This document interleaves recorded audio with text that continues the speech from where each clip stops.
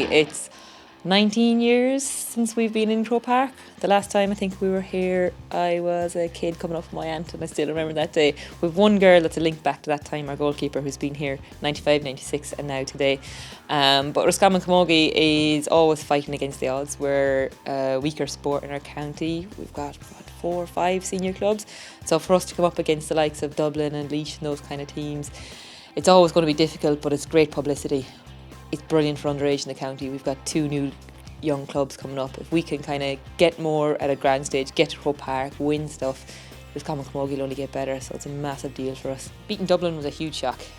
Basically, earlier on, Dublin turned us over by about 10 points, and it could have been more than that. The floodgates opened against Dublin earlier on in the year. But that was I think 3 or 4 weeks into us starting training properly, so we kind of knew we would get a little bit better, and when we were going to play them again, we thought we could, but we knew it would be a huge task, so it still was a surprise. I think it was definitely a surprise for Dublin.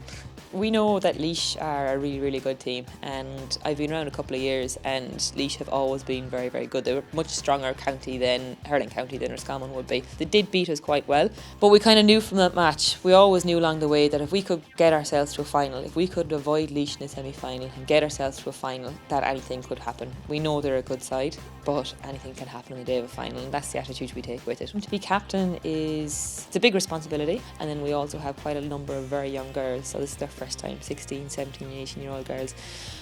So it is a big responsibility. I have to say they make it easy. We haven't had really any trouble. It's very easy to motivate them. It'll be very easy to motivate them on the All-Ireland final day, but it is a privilege.